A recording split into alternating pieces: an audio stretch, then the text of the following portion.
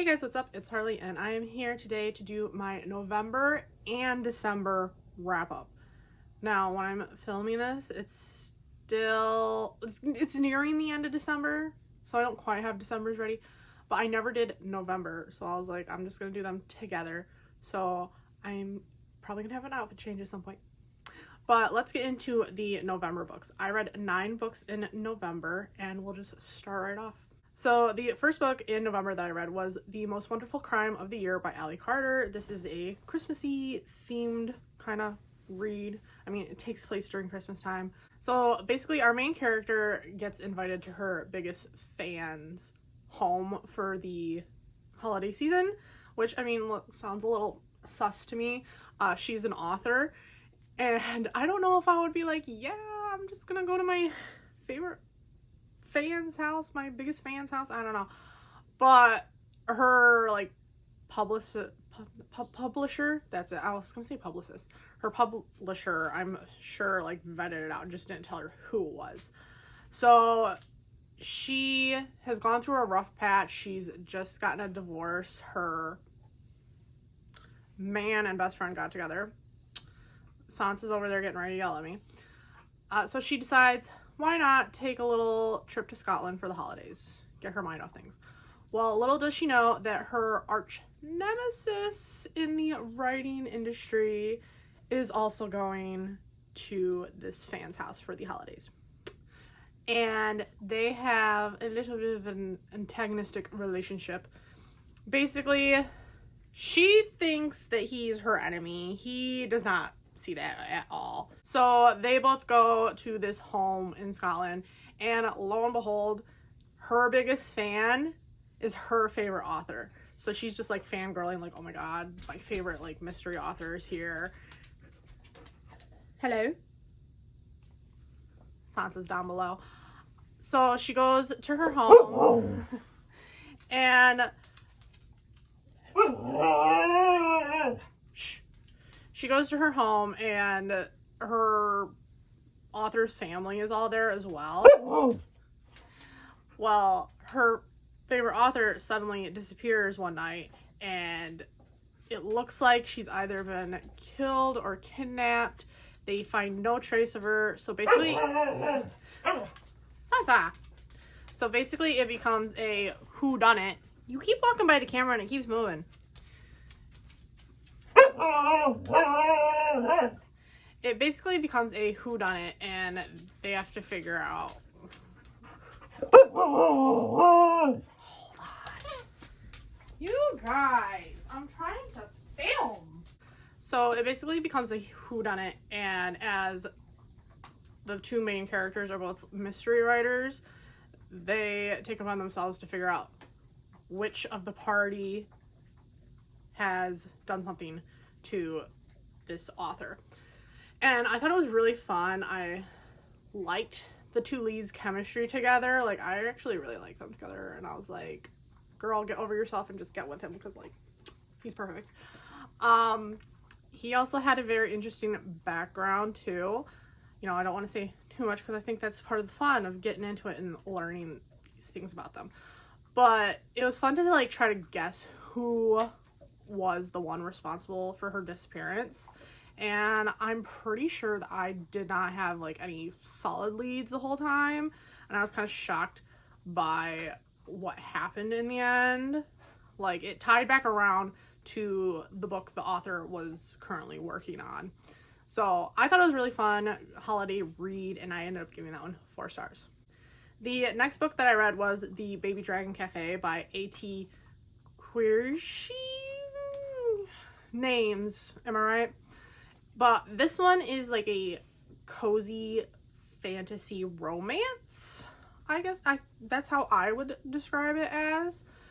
So basically, they just live in this world where there are dragons, chimeras, I think there was phoenixes, and there was one other thing, griffins maybe.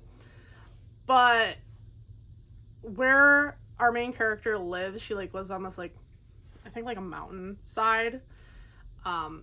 depending like where you are is where these certain creatures are usually located.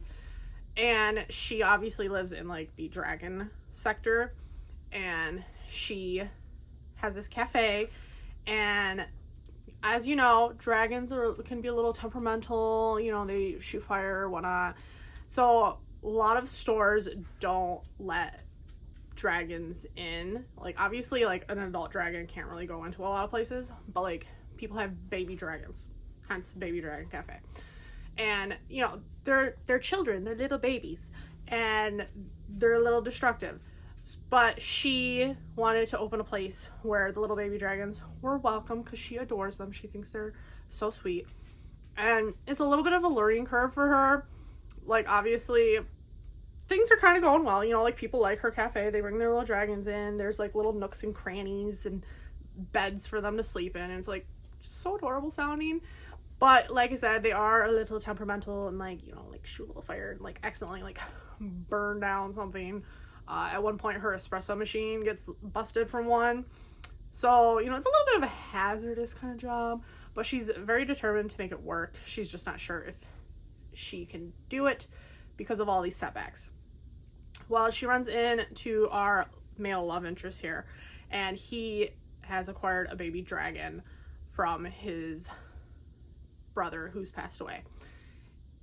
So, basically, if you're from a certain family, it's like much easier to get dragons, and our love interest is from like one of the high up families, and they're tied to like a certain kind of dragon. I think it was called the Balsalta dragon, and he's not really interested in the dragon stuff and being part of everything that his family does. They do like illegal dragon racing and stuff.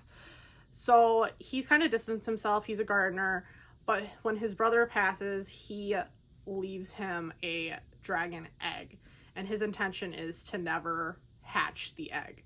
But his parents end up doing something. He, like, left it in their care.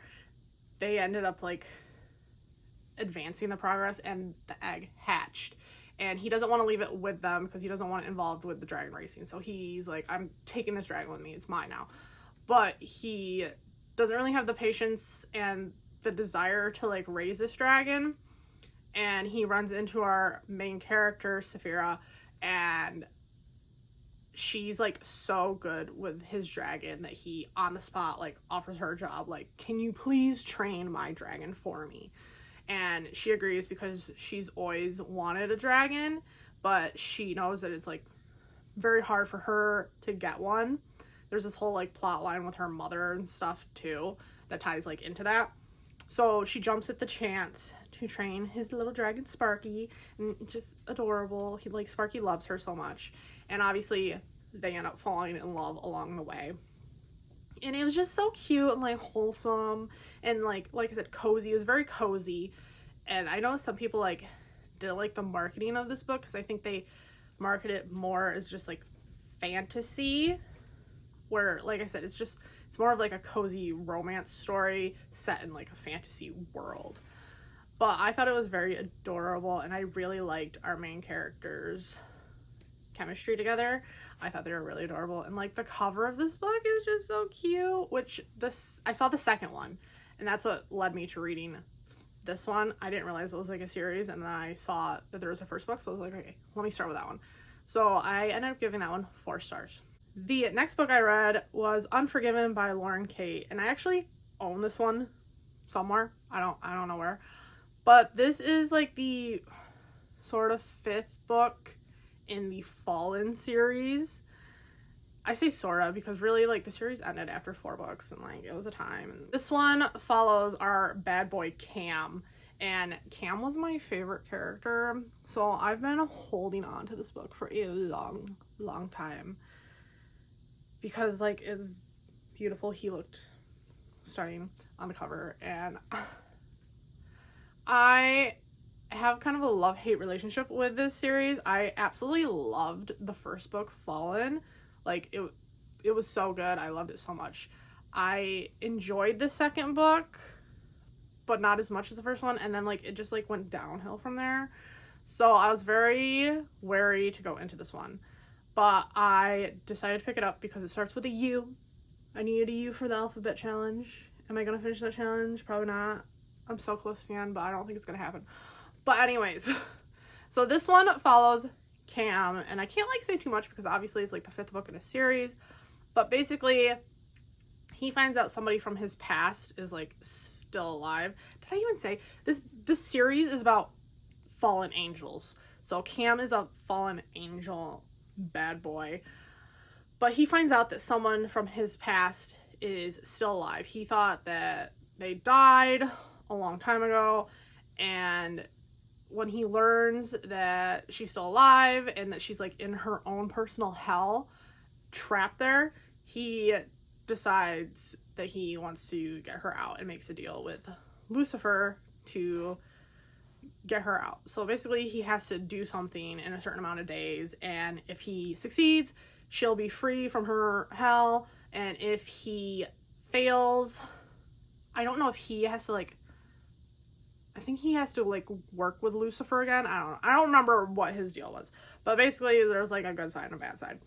So he goes into her hell and he has to like befriend her, and it's really hard because something that happened in their past, she hates him. So obviously like she sees him and she's kind of like, well, he's good looking because he is, but she's also like, there's something inside of her that just irks at seeing him, and she's just like, I don't want to talk to him, I don't want to give him the time of day, I just want him to leave me alone. So it's a little bit of a challenge, and I was not the biggest fan of this. I don't know, I just didn't enjoy the premise. I didn't really enjoy Lilith. I don't know, like I just so bored with it. So it was a big disappointment for me. I gave it 2 stars, but I'm done with this series. I see she's coming out with like a new Angel series. I'm not going to be lured in. I'm done. The next book that I read was The Cinnamon Bun Bookstore by Lori Gilmore. This is book 2 in, I don't know, is it just called the Pumpkin Spice Cafe series? Or no, Dream Harbor. Dream Harbor, that's what it's called. The Dream Harbor series. So this is book 2. I wasn't the biggest fan of book 1. I did listen to it on audio, and like, this is like personal preference, but I felt like the narrator sounded too old for the characters, because like they're like early 20s, and I don't know, the narrator just sounded like so old, and it was throwing me off. So I ended up switching to just reading it physically because I owned the book, and I still wasn't quite the biggest fan, but I did switch like halfway through. So I was like, all right, I'll give book 2 a chance.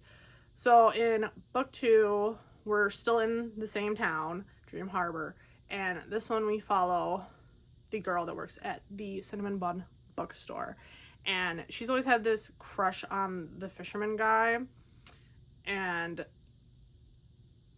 as you could say, she works at the bookstore, so obviously we have to make her kind of like quiet, a little like shy, glasses wearing, girly, and she's nearing her 30th birthday, and she's just like, I've done nothing with my life. Like, I just feel stuck. I didn't take risks. So she kind of makes like a little sort of like bucket list. She doesn't have like specific goals, but she wants to take risks before her birthday, and I think her birthday was like in a couple months, and she somehow enlists the fisherman guy, and they end up doing these little like scavenger hunt tasks that she finds in the books at the bookstore. Somebody is leaving like clues in the books, and she's decided to like follow them. And early on, the two kind of sort of get together. Like, they're not like together. It's more like friends with benefits. And that like threw me off. I really thought we were gonna like spend the book and find them both falling for each other. Like, obviously she already had a crush on him, but I thought we'd see like her be like, wow, this guy's just like way too good for me, and I don't know. And I was excited to see him like fall in love with her, which we kind of do see that. But like I said, they get together like really early on. Like, they already kiss like so early on, and then they're like fooling around and stuff. it just was not what I was expecting. And so, like I said, that threw me. He actually really likes her, but he also kind of feels like a failure because of stuff with his family. So he thinks that, like, she's too good for him. Whole struggle here. But I ended up giving this one 3 stars because it was alright, but it wasn't what I wanted, and I just wasn't feeling it. And I'm gonna give this series one more book. I'm gonna actually skip to, like, the Gingerbread Bakery because I've heard that one's, like, people's favorite.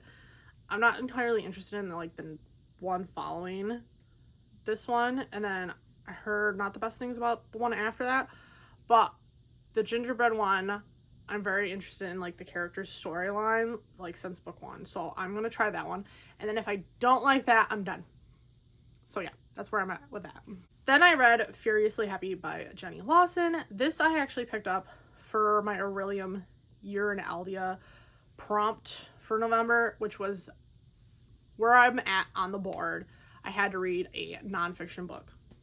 And I don't tend to read nonfiction, so it was a little hard for me. I didn't really have anything on my radar, and so I kind of, like, scrolled through audiobooks that were available, and I saw this one, and I remember people talking about it and really liking it, so I decided to pick this up.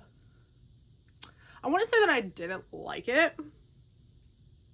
I forget what I quoted myself as saying. Like, this is, like,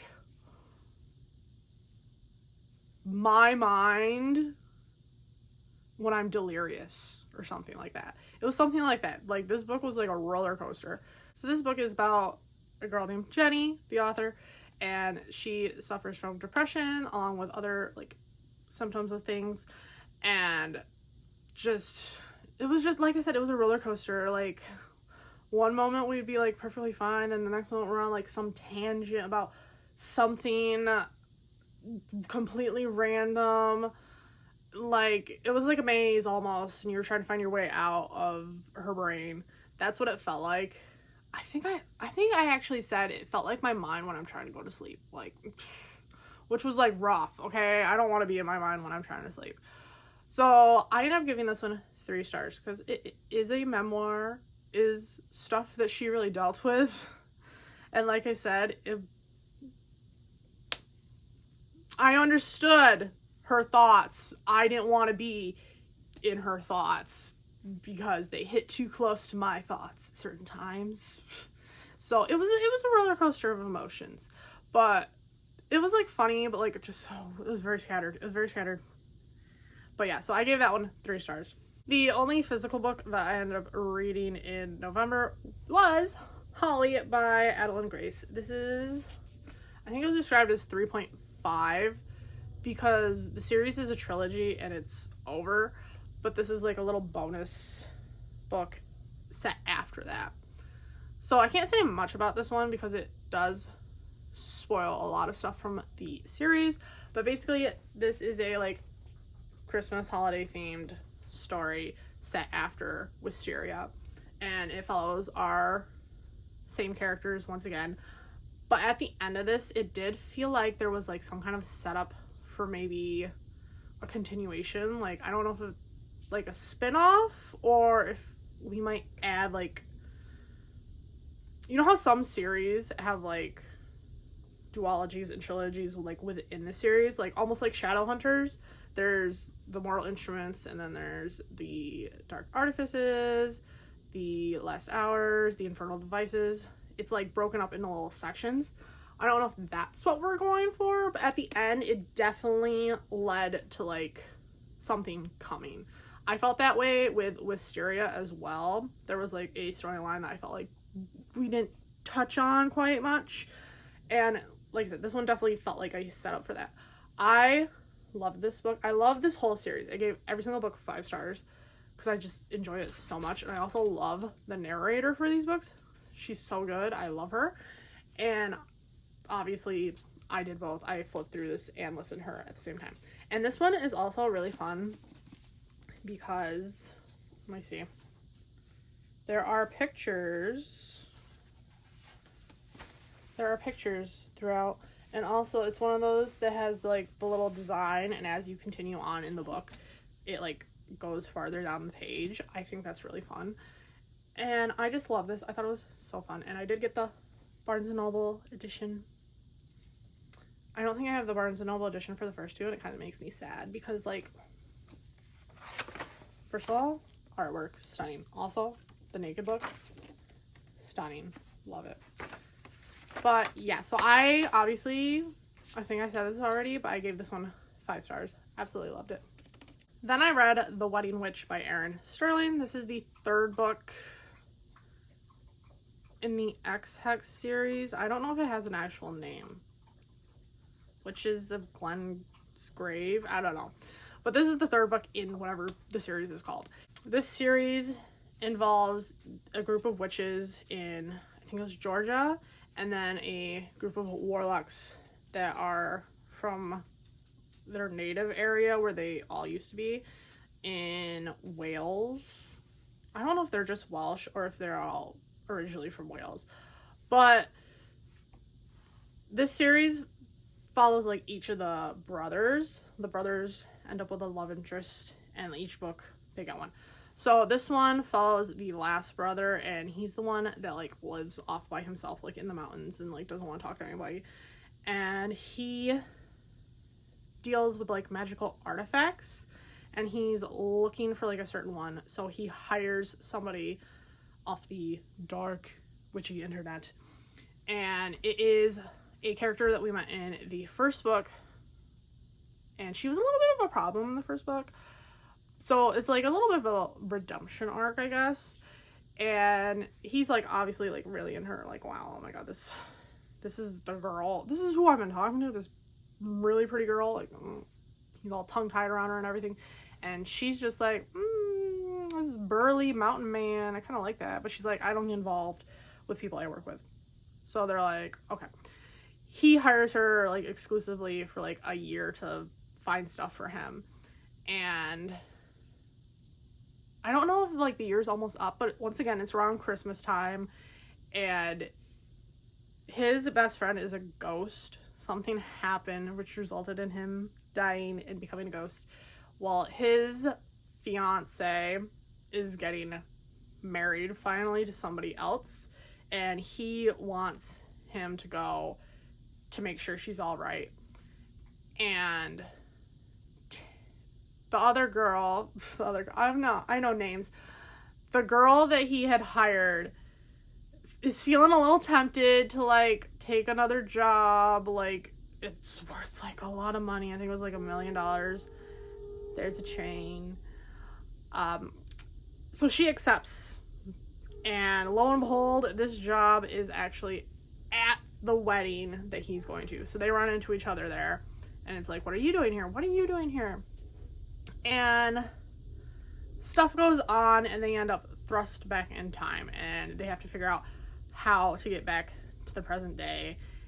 And they're trying to find like this amulet or something that like sent them there.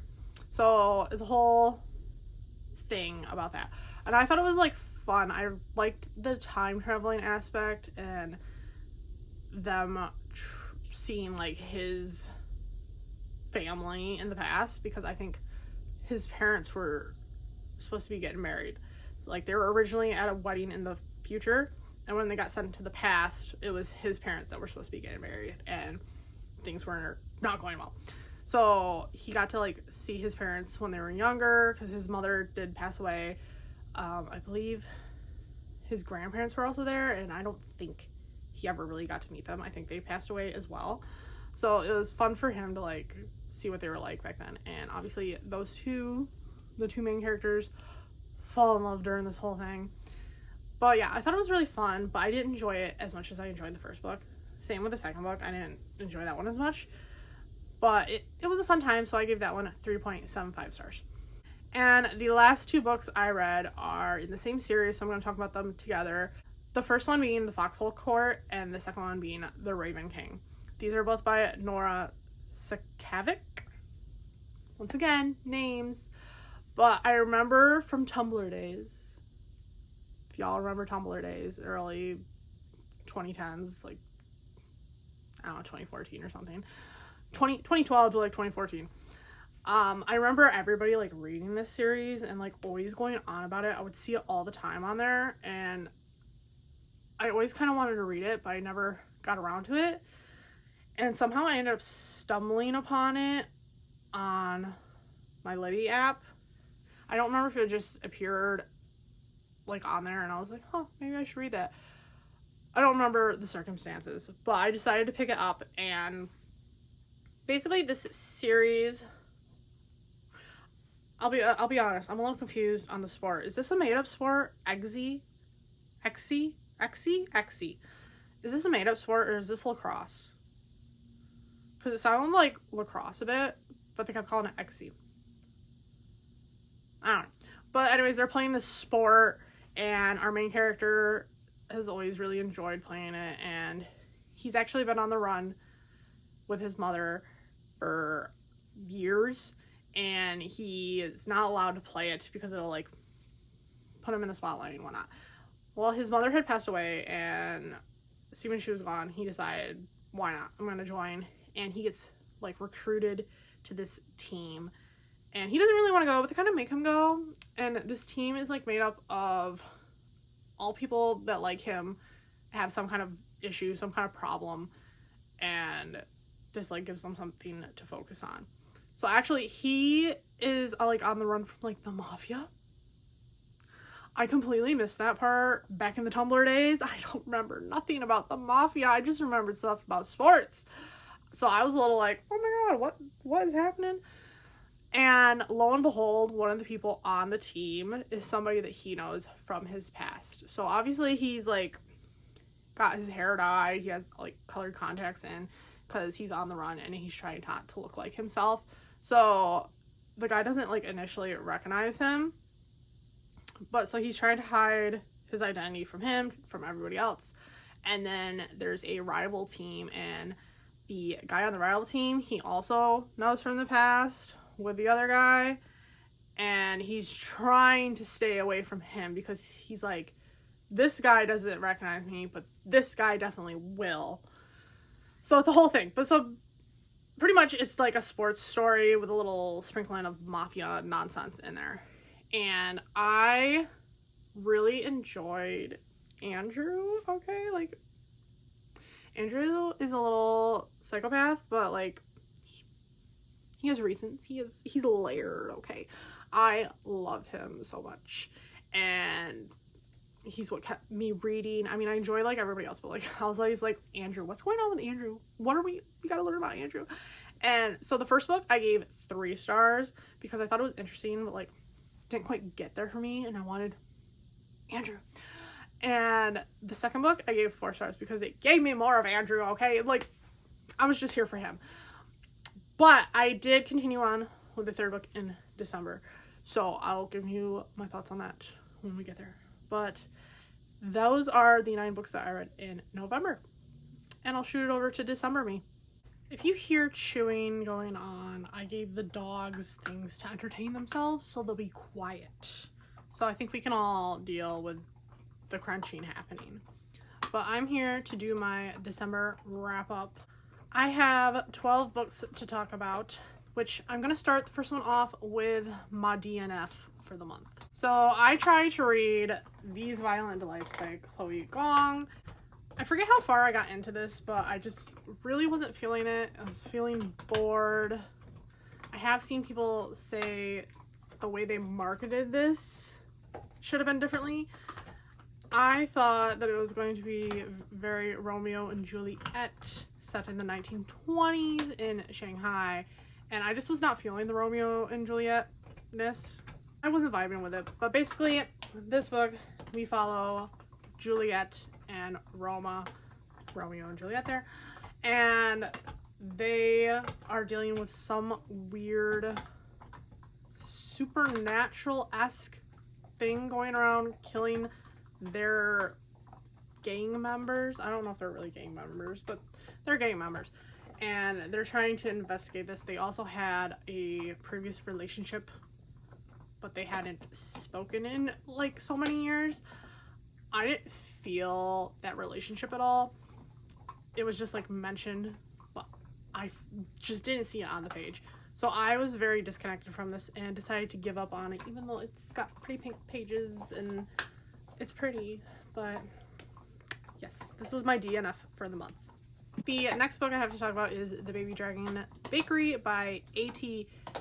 Qureshi. As always, I don't know how to say people's names, but this is the second book, I believe, in the Baby Dragon Cafe series. I don't know if that's exactly the series name, but the first one is the Baby Dragon Cafe. But this one, we follow the girl that worked at the cafe and the guy that worked at the bakery, like somewhere nearby. I don't know if it was next door, but it was nearby, and he would bring special treats and stuff for them to sell at the cafe. And they are childhood friends, but could possibly be more. And I thought we were going to see them like fall in love during this book. Basically, right at the beginning, they kiss and then things are awkward, and then he tries to like work up the courage to tell her that he is in love with her, but then to cover up her feelings for him, she says she has a crush on the other guy that works at the cafe. So then he gives up on trying to maybe have something with her, and she starts dating this other guy to cover up her feelings for him. Then she kind of likes this other guy, but then he's upset because he doesn't like seeing her with him. It was a messy time, okay? I like their characters. I didn't like their book though. I think I would have liked it a lot better if we had seen them like realize that they were in love with each other throughout the book, instead of starting off with this awkwardness and then having a fake dating situation. I did still think it was really cute. I gave it 3 stars. I'm excited for the next one because I think it's sounding like it's the enemies to lovers one. But I really like the world with the little baby dragons and everything. I think it's so cute. Like, I really enjoyed the first book. This one just wasn't it for me. The next book I read was Below Zero by Allie Hazelwood. I read another Allie Hazelwood the previous month and really enjoyed it. So I got this one because it seemed a little snowy, little Christmas area. Like, it's not, I don't think it had anything to do with Christmas, but like it was wintry, okay? This one we follow our 2 characters in both the present and the past. They had met previously and could have almost had a thing, but didn't. And in the present, she is on a mission for like NASA, doing something in the Arctic. I believe it was the Arctic. She's somewhere really cold, and she gets stuck in this like crevice and can't leave, and there's like a storm coming, and the guy that she went with is like completely useless and it's just like, well, you just have to stay there, and if she stays there she probably will die. Well, it just so happens that the guy that she almost had a thing with is in the area for the specific reason that he knew she was in the area and he wanted to be there in case something went wrong, and he is trekking his way to her to try to save her. And as she's in this crevice, she's thinking back on their relationship. I really like the 2 characters together. I thought they were really fun. I would have liked to see more of them. This was just a novella though, but I thought they were really cute, and I gave that one 4 stars. The next book I have to talk about is a reread, and it was a buddy read for me and my friend Victoria, and that is Rock Bottom Girl by Lucy Score. I loved this book. Basically, this is about Marley, and she kind of is failing in life. She's almost 40, and she's just lost her job, lost her boyfriend, lost her house, so she ends up moving back home while she figures out what the heck she's doing. And while she's there, her parents get her a job at the high school that she used to go to as a gym teacher. They needed a gym teacher, and they also needed a soccer coach for the girls team. So she kind of gets thrust into that. She's not really happy about it. She feels like she wants to do something impactful with her life, and she thinks that can't be involved with this. Like, it's just teaching, like, you know? Obviously, she realizes it's more than teaching. But she wants to do something that, like, saves lives, because her sister is like super successful. She like helps like third world countries or something, and she wants to do something like that. She feels like a failure in comparison. So she ends up back at her old high school, and lo and behold, there are some familiar faces there as well. The history teacher / track coach is her potential, maybe almost could have been a boyfriend. Something happened and like they didn't get together, but there's still lingering feelings going on. And there's also the mean girl that made her life horrible. She's still around, and she's the home ec teacher, and she's also her next door neighbor at her parents' house. So yeah. But I really loved this book. I really loved the characters. I loved Marley and her relationship with Jake and her relationship with her parents. Her parents were like hilarious. I loved her dad so much. She reconnects with her best friend from high school who's still in town, and like Vicky is a ride or die, okay? Like they haven't talked in years, but she comes back and she needs like an assistant coach, and she's like, "Hey girl, I got you, I'll come. Anything to get me out of the house." I loved her. She was so funny. And the girls' soccer team, they experienced something like super traumatic, and so they're not really meshing well, and nobody bothered to tell Marley this.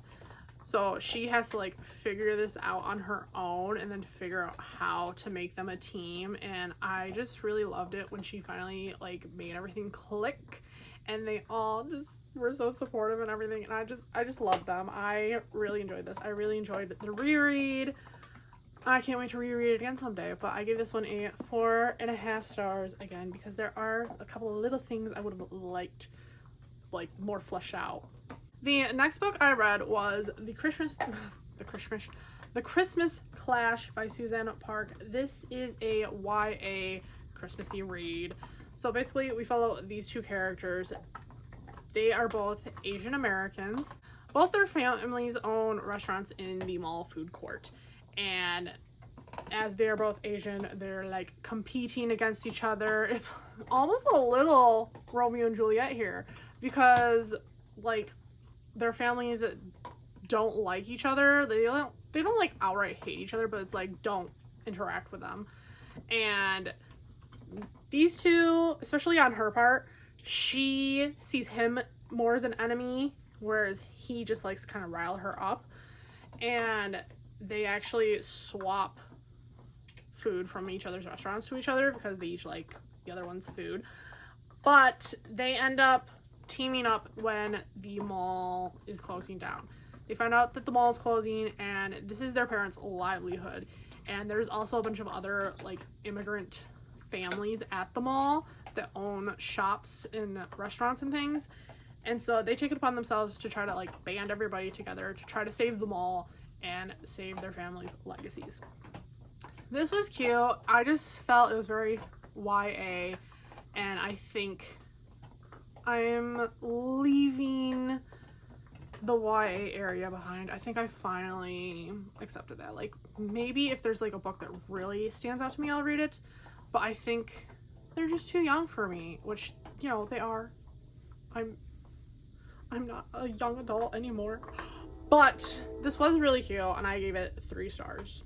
The next book I read was The King's Men by Nora Sakavic. Once again, these names I can't say. This is the 3rd book in the All for the Game series. Oh my god, I was like blanking for a minute. So I can't say too much plot-wise, but basically this is about Eggsy, which once again, I'm still confused. Is Eggsy lacrosse? Is it something like lacrosse? Like is it real? I've only ever heard this term in this book. But basically, I'm thinking lacrosse. Anyways, so they play this game in college, like professionally or whatever. And there's also some like gang stuff going on. And it's a wild time. But I really enjoyed this one, and I've been waiting for the little romance to kick in. And I about died. I died whenever something happened. I'm not telling you anything, but I died when things happened. I was just like, oh my god. But yeah, I really enjoyed this one. I gave this one 4 stars. I read another Christmas read, and that one is Make the Season Bright by Ashley Herring Blake. This is a sapphic Christmas read, also like a second chance romance. So basically we have these 2 characters. They've known each other since they were children. I can't remember when the one girl like moved next door, but they were like neighbors and they became friends like at least by 10. Let's say 10 they moved in.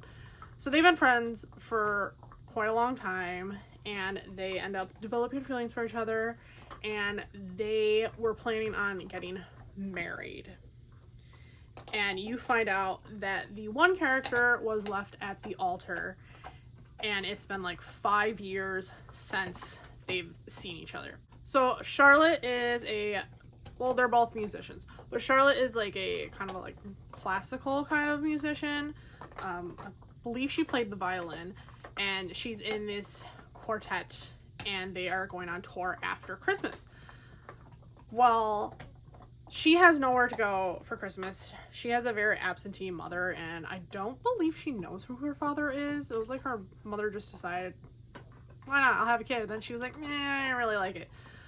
But she has nowhere to go, and her quartet find out about this, and the one is like, you should come home with me for Christmas. And then she's like, you all should come home with me for Christmas. And she kind of bribes her with, if you come, we'll practice. So she agrees to come to her family Christmas. And on the other side of this, we have Brighton, who, like I said, is also a musician. She's working at this bar, and she finds out that her parents, who she absolutely loves and adores, and she loves Christmas, they're not going to be home for Christmas. They're going to be in Europe for a work thing. So they won't be available until after Christmas. So her friend at the bar offers to let her come home with her and her family, and lo and behold, their friends are sisters, and so they get stuck together for Christmas. And Charlotte tries to play it off as they don't know each other. They've just met for the first time, because she hasn't really opened up about everything that happened. They're pretending to be strangers. Brighton's trying to take this opportunity to apologize and explain things to Charlotte, and Charlotte's just kind of like, she doesn't want to open up those wounds again, but obviously they do end up falling back in love. And I thought this was really cute. I really liked it. I really enjoyed the audiobook. I thought the audiobook was really well, and also just this copy is like really cute. Like, so I definitely would reread this one, maybe again for Christmas.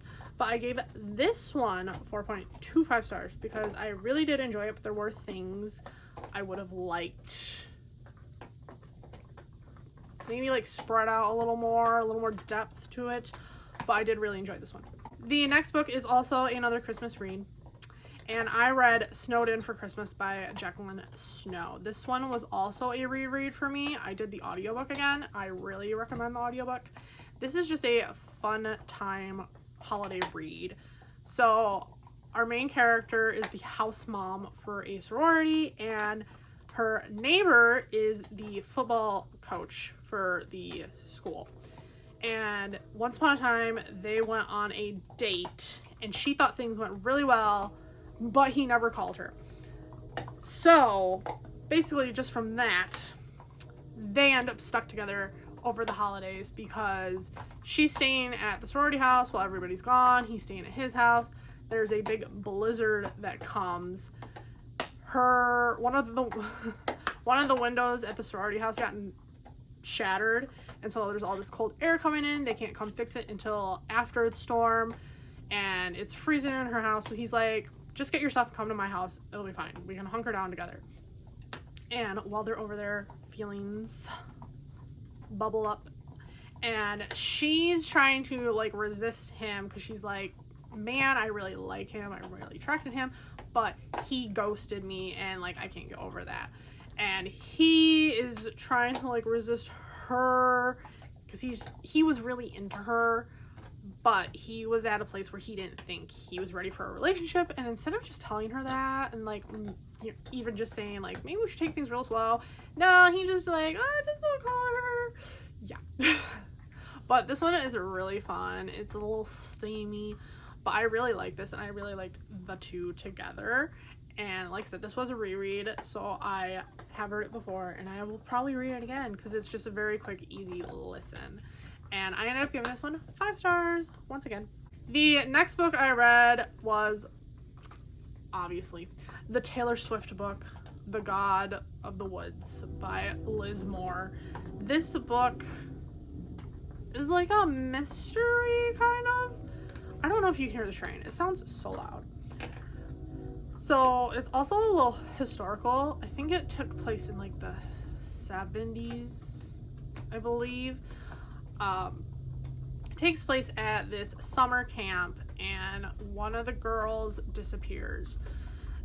But she's not just one of the girls, she's also like the camp owner's daughter. I think they were the camp owners. They did something with the camp. She disappears, but also years before she was born, her older brother also disappeared as a child. So it's like a little suspicious, and you're like, are things happening again? Is there something going on with this family? What's happening to the kids in this family? And we follow multiple perspectives.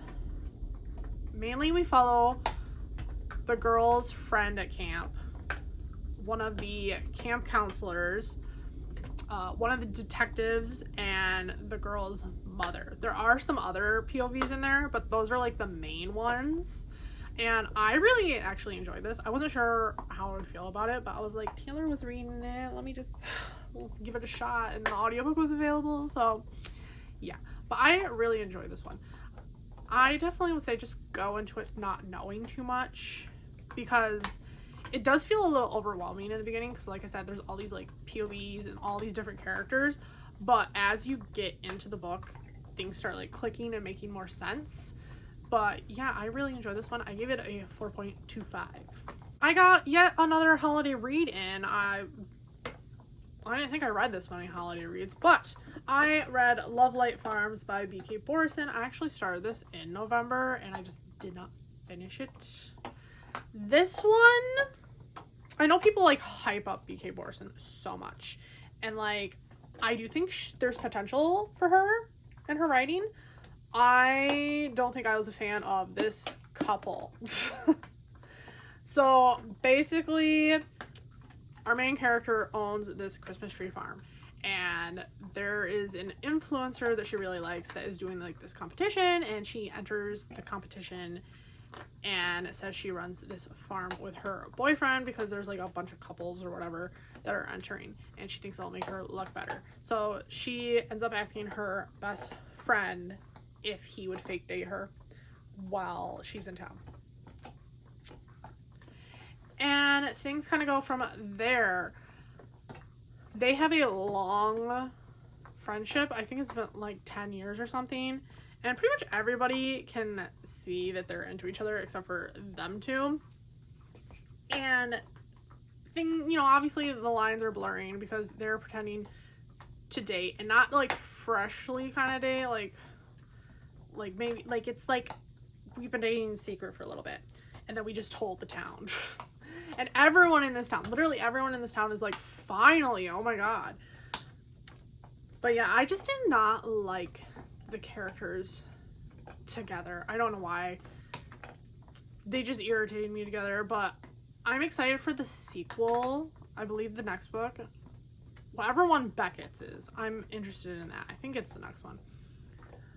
So I did like the characters individually. I just didn't like their romance. So, do with that as you will. I gave Love Light Farms 3 stars. And yet another Christmas read. I read The Nightmare Before Christmas by Sarah Rosh. I ended up listening to this one on audio, and I thought the audio was like really fun. I really liked the narrator. I really liked Cole as a character. He was a lot, but like in a good way. I don't know, his like personality was just really big, and he like owned it.